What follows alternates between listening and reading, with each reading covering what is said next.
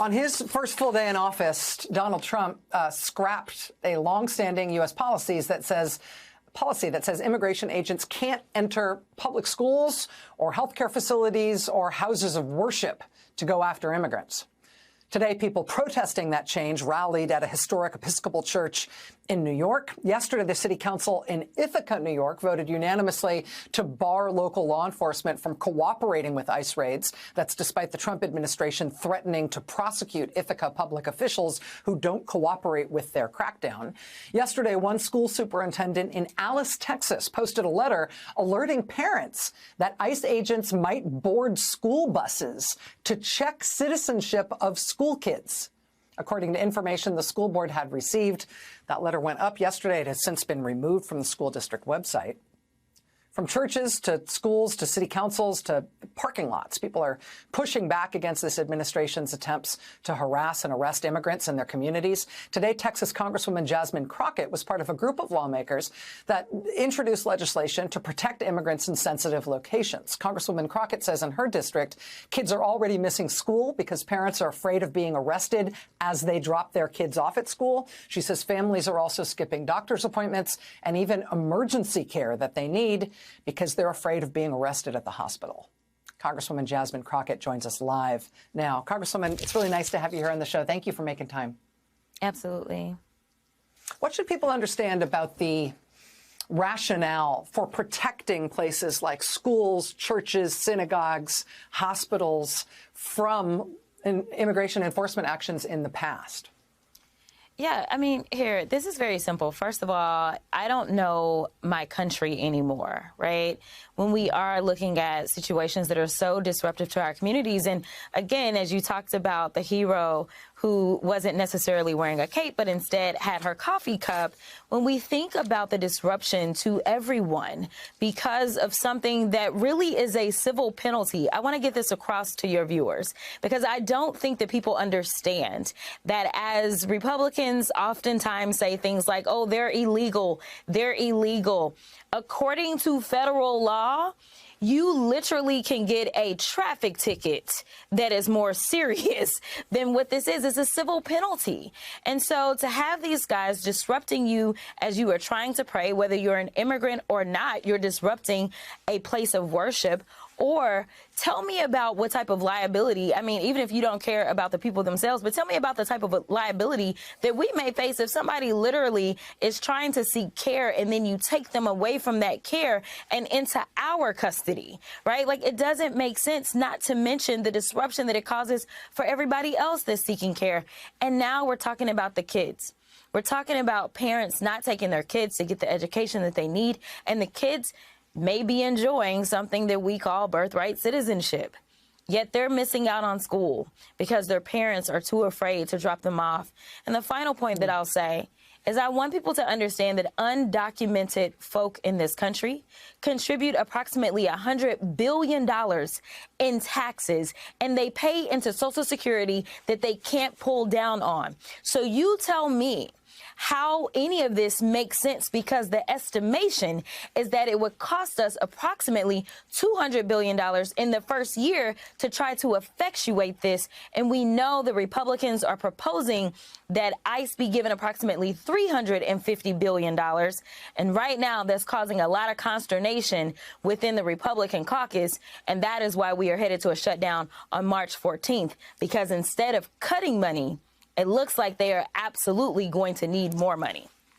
Let me ask you also about the impact, as a representative from Texas, who's been right in the middle of the culture war over this, but also who represents a very diverse district.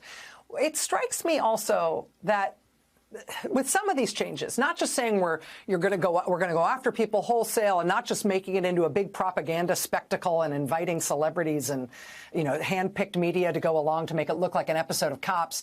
But in addition to that, by going after, saying we want to go after people in schools and in places of worship and in healthcare facilities, the cruelty there and the impact there is to really isolate immigrant families or families that have mixed status so that they can't participate in the fabric of culture the way they do right now and in the basic fabric of services that we all avail ourselves of, so that they are more isolated, so they are more afraid, so they don't feel supported by their fellow Americans and the other people who live among them. I wonder if you think that is the aim, and if so, if there are other things that Americans who are not in immigrant families, people who do not face these same kind of threats, if what they can do to kind of bridge that distance.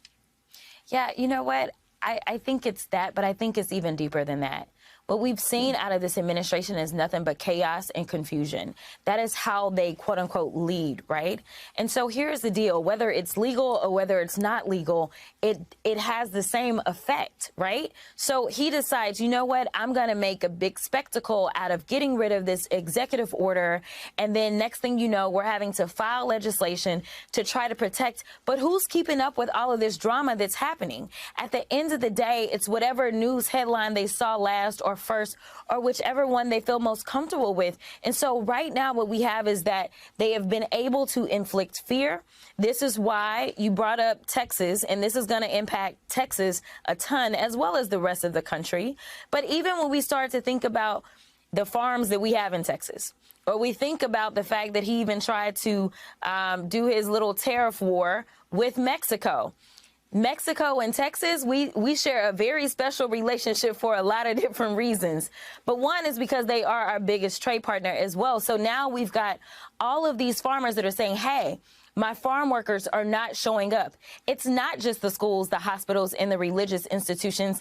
It's actually everywhere. They are afraid to go to work, and that's only ending up causing more issues for us as Americans. And that's what I need people to understand. This isn't a matter of, oh, well, that's over there.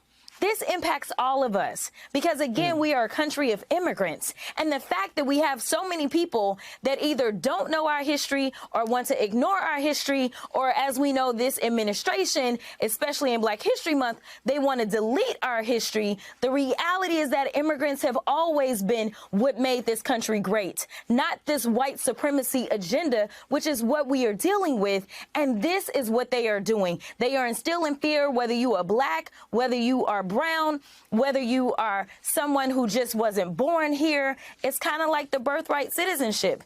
That is something that we find in our Constitution. And he decided, he probably knew that with the stroke of a pen, he couldn't do anything about it. But guess what? He caused confusion and he caused angst. And that is what we're going to see more of.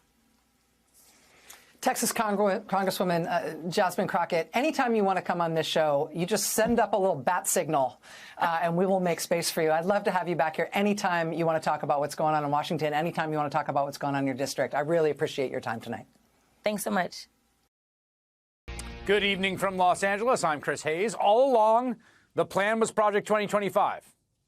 The 900-page far-right blueprint on how to go full authoritarian in a second Trump term, a document so full of unpopular, radioactive, and illegal ideas that Donald Trump pretended throughout the campaign he had nothing to do with it, even though we all knew he did. Today, the Trump administration succeeded in adding to a key post one of the top architects of Project 2025, someone who should be quite famous and will be, I think, as time goes on. His name is Russell Vought. He's the guy who literally wrote the chapter in Project 2025 that lays the foundation for the ongoing Trump-Musk attack on your government's most basic functions. In his chapter of Project 2025 on how to wield executive office of president, Vought wrote that OMB, the Office of Management and Budget, should operate as the president's mind, adding it's vital the OMB director and his political staff, not the careerists, drive these offices in pursuit of the president's actual priorities. Just moments ago, all 53 Senate Republicans voted in lockstep to confirm Russell Vought as director of the powerful Office of Management and Budget. All 47 Senate Democrats and independents voted against Vought's confirmation. Each of them shouted their reason for voting no, in turn being shut down by the Senate's presiding officer. Ms. Hassan. Pursuant to Rule 12, no debate is permitted during a vote. The senator will suspend. Mr. Hawley. Mr. Heinrich. Pursuant to Rule 12, no debate is permitted during a vote. Mr. Hickenlooper. Pursuant to Rule 12, no debate is permitted during a vote. The senator will suspend. Mr. Rono. Pursuant to Rule 12, no debate is permitted during a vote. The senator will suspend. Today's protest came after 30 straight hours of debate over the vote, where Democrats occupied the floor, spoke out continuously and angrily about the dangers posed to the constitutional order by vote's confirmation. Russ Vought wrote Project 2025, and now Donald Trump is rewarding him by inviting him into the government in order to carry out the Republican blueprint to make our government force people to live in the image that Russ Vought and other extremist Republicans approve of. He's the last person who should be put in a job at the heart of the operation of our government. Behind every one of these budget lines are people who will be hurt if the president and Mr. Vought get their way and cut off federal grants. Vought has shown complete disregard for democratic institutions. He is Donald Trump's most dangerous nominee. Vought's confirmation tonight comes as Elon Musk and his cadre of 20-something coders continue to infiltrate federal buildings, plug things into servers, and try to hollow out the United States government from within. Today we learned a bit more about one of those aides to Musk. Marco Ellis is his name. He is the 25-year-old DOJ staff member who reportedly had access to the Treasury Department's most sensitive payment systems, the one that control $6 trillion of payments, a fifth of the U.S. economy. Today, a Wall Street Journal reporter linked Ellis to a now-deleted social media account full of racist and hateful statements, including, for one example, "I was racist before it was cool." Shortly after that, reporter reached out to the Trump administration for comment. The White House said Ellis had suddenly resigned from his role with DOJ, although one has to imagine he was a little confused about why he was being fired. Lots of people are calling Elon Musk's actions a coup. It's not really a coup in any way that maps directly onto history because, well, Musk is working for the President of the United States, and the President of the United States was duly elected. So the word doesn't fit in its most literal sense, but there is a way in which it fits perfectly conceptually. Because what is happening is a vanguard lawlessly seizing power. And it's the act of a president and his co-president breaking laws in every direction in order to fundamentally undo the constitutional order, to seize powers enumerated to the legislative branch of our government. It is a foundational part of the constitutional order that Congress has the power of the purse and that they run the appropriations. It is why we have perennial fights on Capitol Hill over funding the government. In fact, you may recall one just before Christmas, not too long ago, when House Republicans flirted with a shutdown after killing their own bill to fund the federal government because Musk and then Trump told them to. Turned out to be a pretty telling incident. The reason that fight happened is because there's two bodies of government that have to come into agreement on funding. Congress passes a budget or appropriations bills. The president signs those bills, spending bills, into law. And then the president has to take care that the laws be faithfully executed, because that exact language is in the Constitution, and he has sworn an oath to preserve, protect, and defend the Constitution. But he's not doing that right now, and that's where Russell Vought comes in. The Project 2025 architect, who was just confirmed as Trump's budget director, says we are living in a post-constitutional time. He wrote that in a 2022 essay that argued that the left has corrupted the nation's laws and institutions, and he reiterated that point last year after a jury found Trump guilty on 34 felony counts of falsifying business records, tweeting, "Do not tell me we are living under the Constitution." So Vought has developed a theory in response: to destroy the structure of the republic that diffuses power. He calls it radical constitutionalism. The theory, such as it is, which is not that sophisticated or interesting, is that the libs did it first, they violated the Constitution, so now MAGA gets to do it on an unprecedented scale. A post-constitutional order in which an authoritarian president seizes the power over all the money in the federal government, up to $6 trillion, 1/5 of the entire United States economy. Your Social Security checks, your Medicare checks, your student loans, every single last thing, all of it, all in the control of Donald Trump, or, well, Elon Musk, or actually, maybe more properly, Musk's personal entourages of 20-somethings who likes to post things like, "I was racist before it was cool." And if you wonder whether the chaos of the past few weeks actually has a blueprint, Russell Vought laid out that plan in a private speech in 2023, a speech that was unearthed last year by ProPublica. We want the bureaucrats to be traumatically affected. We want, when they wake up in the morning, we want them to not want to go to work because they are increasingly viewed as the villains. We want their funding to be shut down so that the EPA can't do all of the rules against our energy industry because they have no bandwidth financially to do so. We want to put them in trauma. Put them in trauma. Now consider the category of people we're talking about, right? Like air traffic controllers. Do you want air traffic controllers to be in trauma? Do you want air traffic controllers not to want to go to work? Do you want air traffic controllers to just leave their jobs? That's what Russell Vought says he wants. This is the guy who beta tested the idea that the president can unilaterally make decisions about spending as the budget director in Trump's first term. You remember this one? Again, maybe lost to history, but I was there. I remember it. Russell Vought was one of the administration officials who actually tested this out on $400 million appropriated by Congress, signed by the president for arms sales to Ukraine. And at Trump's request, Vought and others just didn't release the money, impounded it, froze the arms sales. It was, of course, part of Trump's corrupt bargain to try and trade arms to Ukrainians in exchange for dirt he could use against Joe Biden. In fact, he got impeached for it. A federal watchdog said Vaught's impoundment of the funds was illegal. It flatly is. There's a law barring it, as well as the Constitution. But again, he and Trump and Musk don't care. They don't care about faithfully executing the laws. Their plan is a post-constitutional order in which they seize power. As Vought posted to the social media platform Musk owns last year, he sees his task as, quote, making impoundment great again. So they're trying to implement this very plan. Just look at what we are now learning about Musk's invasion of the U.S. Treasury. The White House repeatedly said Musk's cadre would have read-only access to the federal Treasury's payment systems. But internal emails now show that Trump appointees and Musk allies wanted to use those sensitive systems to block payments they didn't like. Payments, again, Congress already authorized and appropriated the funds to cover. In other words, they appear to have lied to cover their attempts at a takeover of Congress's constitutional responsibility. It is now a question of defending the constitutional order day in, day out, because time is of the essence, against these men by any democratic means necessary, because what they are dead set on doing is be able to just delete contracts, delete payments, delete transfers, to decide unilaterally because Elon Musk has some kid sitting at the console who doesn't want that Social Security check to go out, who decides which promised funds go through and who doesn't, unilaterally, through a back end they put in on the whims of the world's richest man, the president he helped elect.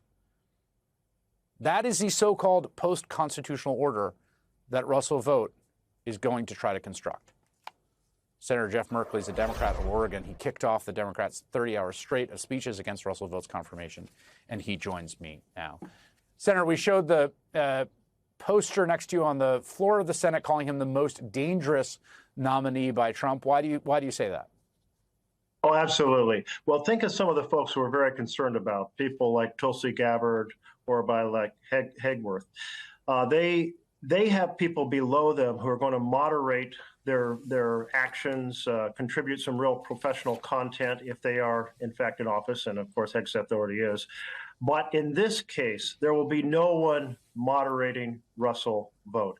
He was so clear to us that he believes that it's the president's power to ignore the laws as written, that it's the president's power to ignore the Constitution. If people want to take it to the Supreme Court, fine, but that'll take a long time and they'll be able to continue doing what they want. And once you erase the boundary between Congress making laws and the president executing laws, what you have is an authoritarian government. And that's exactly what he's advocating for. He's advocating for the imperial presidency. We saw him do this with the impoundment of the money for Ukraine. We saw it in what he did in a think tank before he wrote Project 2025. We saw it in Project 2025. And we saw it in Monday, a week and a half ago, when he proceeded to work with OMB to launch the dead of night directive to shut down payments across the country. This is why he's so incredibly dangerous. He is a threat not just to the law, but a threat to our constitutional separation of powers. But we begin tonight with Donald Trump's shock and awe strategy, which is starting to feel a lot like more shock and a little less awe. He's been making a blizzard of moves in these first 18 days of his second administration, meant to inspire fear and outrage, creating problems and then pretending to solve them so that he can look like a savior, keeping his promises to his base. And while it's all really bad and destructive, I think it's important to sort out the actual fires from the smoke and mirrors, because let's face it, we can't react to everything effectively all at the same time. But that's what autocrats and coup leaders want, right? While we're running from fire to fire, Trump and Elon's little Doge gang are dismantling our federal government from within. So just for a moment, let's just take a step back and look at what he's been saying versus what he's been doing. Trump announced 25% tariffs on Mexico and Canada, which sent the markets into a tizzy, all for him to pull a reverse at the last minute, claiming he got major concessions, when in reality, Mexico and Canada basically reiterated the same border security measures they had already agreed to under Joe Biden. Trump backed down and got nothing. The administration is also blitzing the airwaves and social media with terrifying pictures of what they claim is the largest deportation operation in American history. But as Politico reports, the number of daily ICE arrests trumpeted each day on X Twitter are still about where they were at times under President Barack Obama. Many of those detained have no violent criminal history, and the White House said Wednesday that more than 400 migrants have been released for lack of detention capacity, among other reasons. So catch and release, yeah? Ugly, expensive, and yes, performative arrests that absolutely make communities feel terrified, but for almost no new result. Then there's the executive order banning transgender athletes from competing in women's sports. Transgender people make up less than 1% of our population, and there are fewer than 10 collegiate athletes who identify as transgender in the whole country. That was not me stuttering. I said 10. The federal government bullying 10 Americans is bizarre and cruel, but as I explained yesterday, the federal government does not mandate who can play in school sports. If local school boards decide to mimic that ugly EO, it is awful, yes, but local voters will be able to hold them accountable. As for America taking over Gaza to turn it into the Riviera of the Middle East, the administration has already walked that one back, especially his shambolic talk about sending in U.S. troops. He posted on his social media today that no troops will be needed since Israel will just hand over Gaza to the U.S. once the war is over. Okay, so Israel will somehow physically expel 2 million Palestinians, which, by the way, is definitional ethnic cleansing, and then hand over Gaza to us to colonize with no military protection. Yeah, that should go over great. Speaking of countries that Trump is threatening to go to war with, after the State Department claimed that U.S. government vessels can now transit the Panama Canal for free, which would save the government millions of dollars a year, the president of Panama came out and said, nope, no, you can't. And this morning, Trump called for CBS to lose its FCC license and for its news show 60 Minutes to be immediately terminated after the network caved and released the full unedited interview with former Vice President Kamala Harris from October, which shows, surprise, surprise, nothing abnormal. This is the part where I tell you that CBS as a network does not have an FCC license. Local stations do. So why all the smoke? Forgetting what they've said, we know that what the Trump-Musk gang have actually done is that Elon's Doge gang have gained access to files at the Treasury Department, the Office of Personnel Management, Small Business Administration, the National Oceanic and Atmospheric Administration, the Department of Education, Centers for Medicare and Medicaid Services, and Veterans Affairs. They've requested access to the Department of Labor, which houses confidential information, including for whistleblowers, economic data, and other personal information. But after a group of unions sued, they've been blocked by a judge until tomorrow. Now, naturally, this has triggered panic within the federal workforce and across the country because unvetted and unqualified Musk sycophants are rummaging through highly sensitive data. Newly minted Treasury Secretary and multimillionaire Scott Bessent dismissed all of this as nothing but squawking. When you hear this squawking, then some status quo interest is not happy. What I will tell you that at the Treasury, our payment system is not being touched in terms of payments being stopped. That is happening upstream at the department level. Mm-hmm. Yeah, but here's the thing. Musk has claimed the exact opposite on X Twitter when he said his team was canceling payments to Lutheran organizations. And Wired reports that a 25-year-old engineer, Marco Ellis, was among the Doge staffers given access to the code at the Treasury Department that controls Social Security payments, tax returns, and more. According to Wired, those privileges could give someone the power to log into servers through secure shell access, navigate the entire file system, change user permissions, and delete or modify critical files. Early this morning, that federal judge got the Treasury Department to limit Doge's access to your sensitive data to just 2 Doge people who supposedly would have only read-only access. According to the language agreed to by the 2 sides, one of the 2 is Musk ally Tom Krause, the chief executive officer at Cloud Software Group. The other is Marco Ellis. Treasury Department officials were asked by the judge if those Musk allies had distributed the fiscal data to anybody else.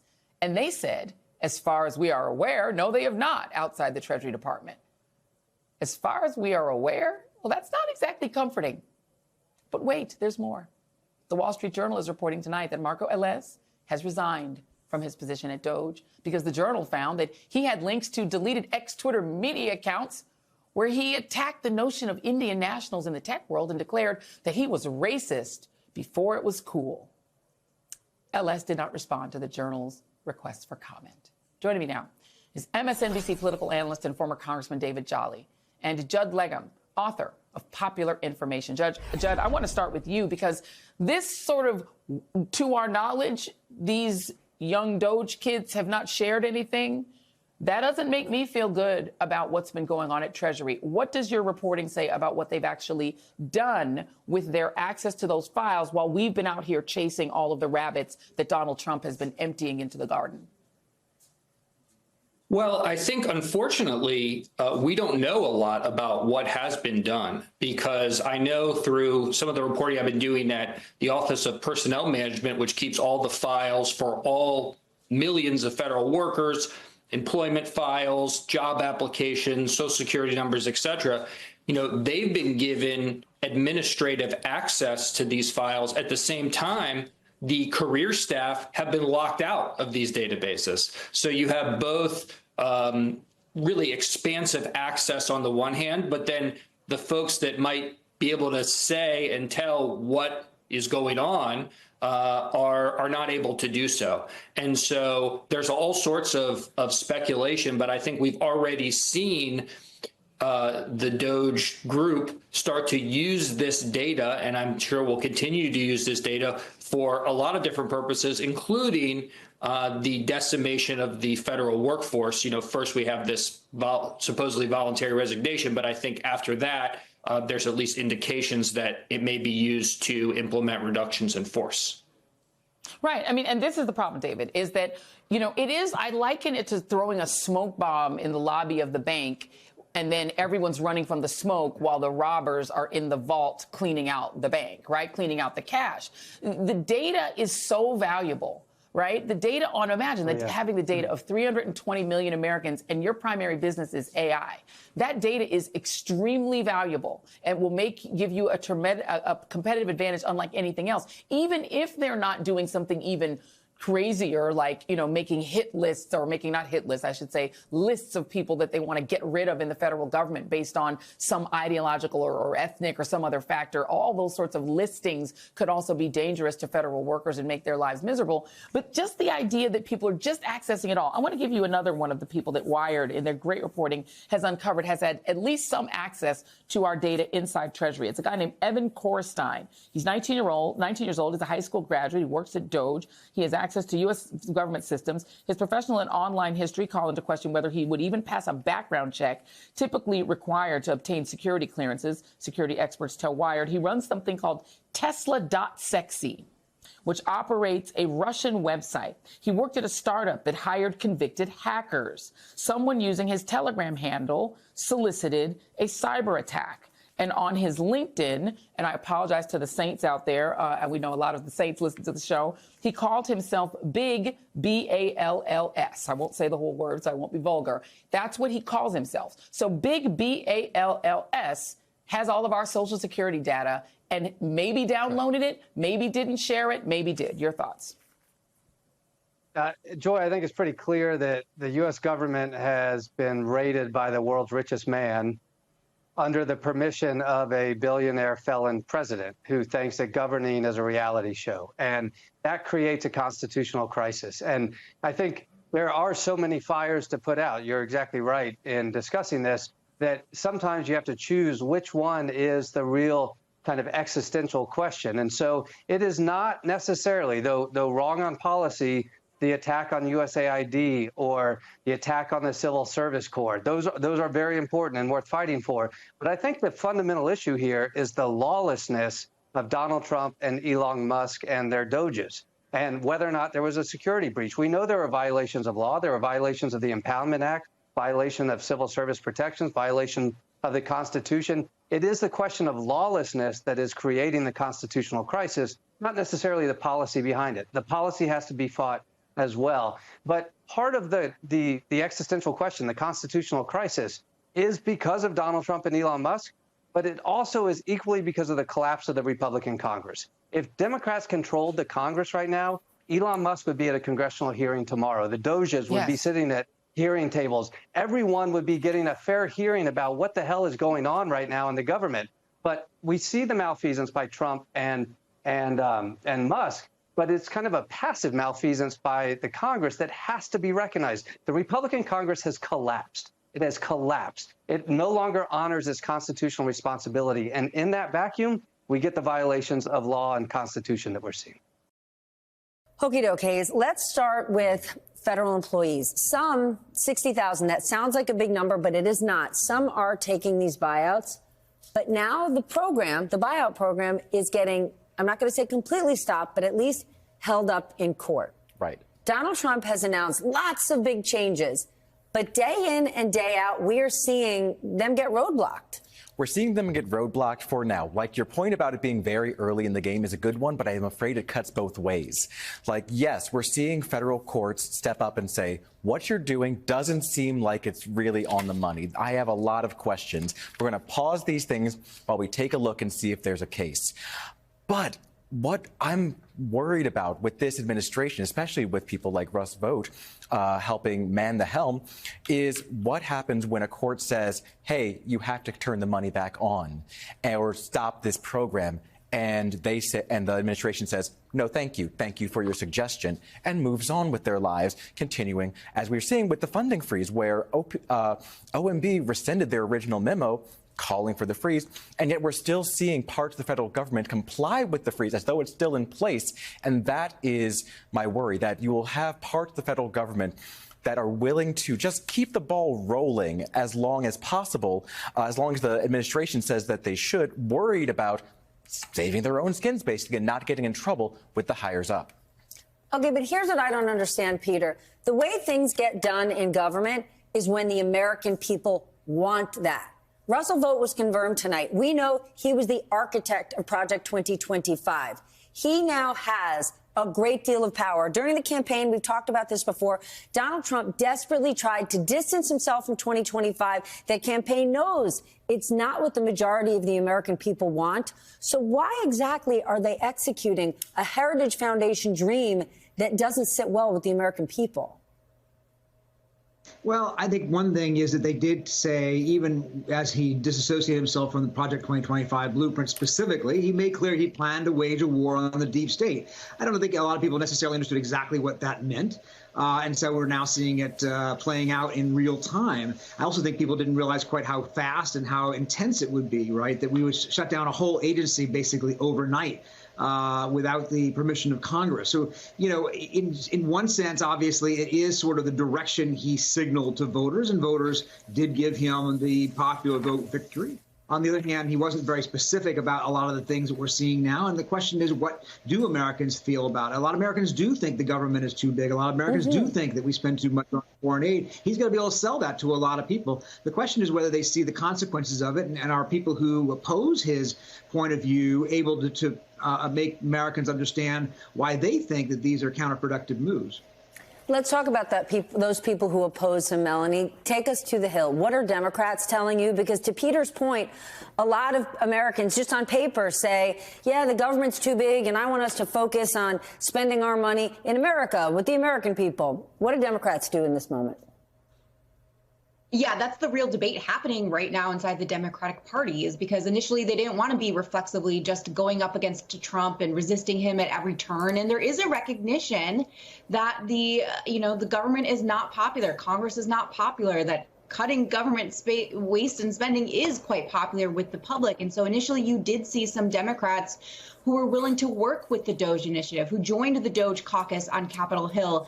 But that has all changed within the last week. In fact, just a few hours ago, one of those Democrats, Val Hoyle, a moderate Democrat, she announced that she's quitting the DOGE caucus on Capitol Hill because it's become so toxic and because they're seeing how this is actually being carried out in practice. Elon Musk is not just trying to dismantle government inefficiency. It looks like he's trying to dismantle the entire government itself. And that's where Democrats have the problem right now. But what I'll say about the Democratic messaging is that it feels like, every time a new controversy du jour pops up, they're kind of on their feet, they're scrambling to catch up, they finally seem to get a message, and then something new pops up, and they're scrambling just like the rest of us to play catch up. So that's what's happening in the Democratic Party right now. But as the minority party in both chambers, they don't have a whole lot of power. And so they're really looking to the court system to try to rectify some of these things. Joyce, talk to us about what's happening with these FBI agents. What they're just trying to get is simply not have their names publicly released. And again, these were just FBI agents that went to work and accepted an assignment.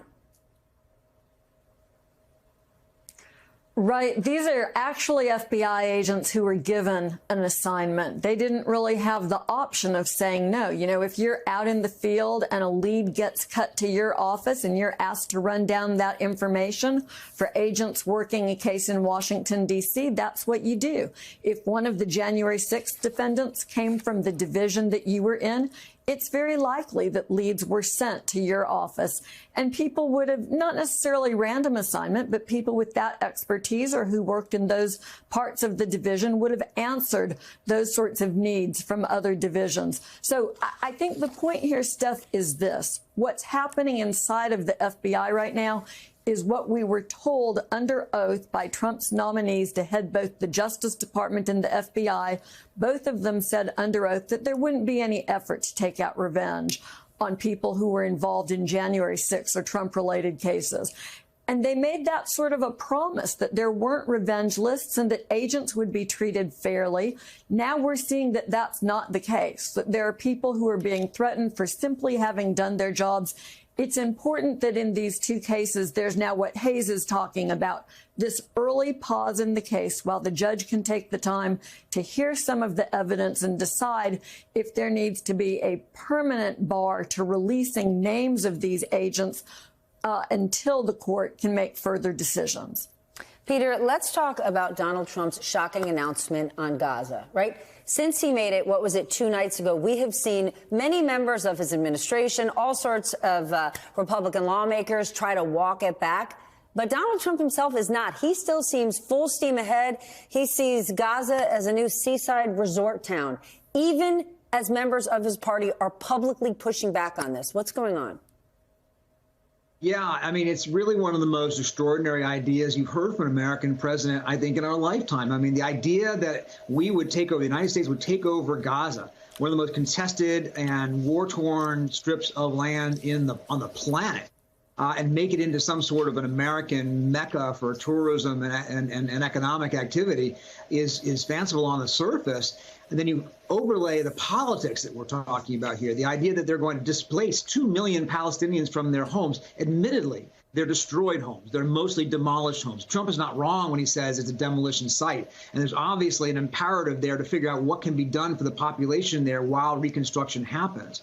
But what he's talking about is a permanent displacement of that population, which, of course, in the Middle East evokes memories of 1948 when Arabs, were forced out of their homes and to this day, contest the creation of Israel and so forth. So it's a very fraught idea. Nobody thinks it's going to happen that I know of, but he continues to press it, and he continues to walk back the aides who try to walk him back.